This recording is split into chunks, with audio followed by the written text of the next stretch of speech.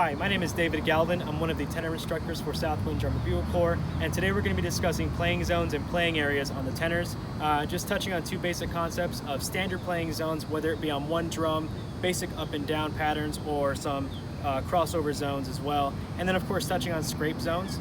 So let's go and get this thing started.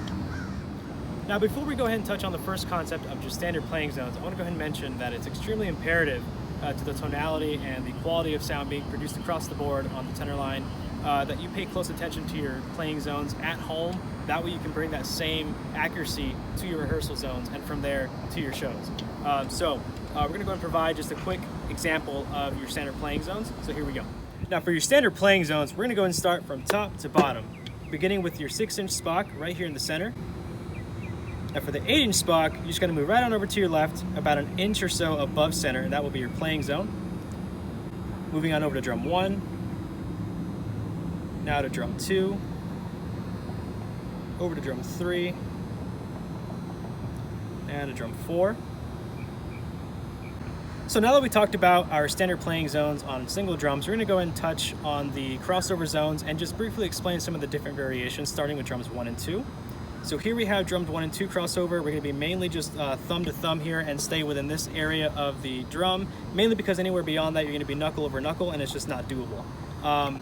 Now for drums 3 and 4, you have a wrist over wrist, and you're going to be about in the same area that your hands were earlier on just drums 3 and 4 like this. Now for drums 4 and 1 and 2 and 3, you're also going to have a slightly different positioning, mainly because you have to use that wrist over wrist motion. You won't be able to do that with a thumb to thumb motion because you'll be too close. So that's just a few of the different variations. So let's go ahead and take a look at some of the scrape zones.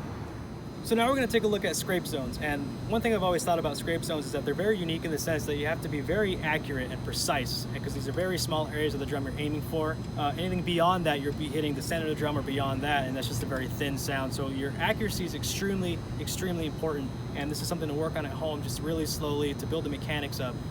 So let's go and take a look at some of these examples.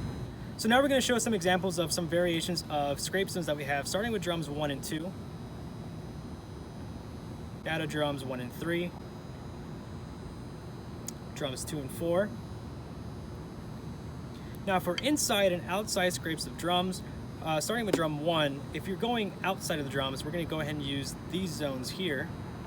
And if we're going inside the drum, we're going to go ahead and use these zones here. Same thing goes for drum 2, inside and out. So here are the outside sweeping areas, and here are your inside sweeping areas.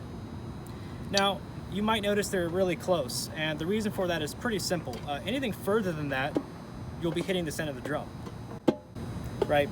Now, same thing goes for anything behind that. If you're not aiming directly for this area and you're hitting behind that, you're also hitting the center of the drum. So instead of getting this tone, you'll be getting, and you can tell it's a very thin sound on the second one. So that concludes today's video on playing zones and playing areas for the tenor drums, ranging from your standard playing zones on one drum, working your way up to scrape zones. I hope this information helps you guys out, and please feel free to check out the Corps website at www.southwind.org to get more information on how to register for next season. I'll see you guys next time.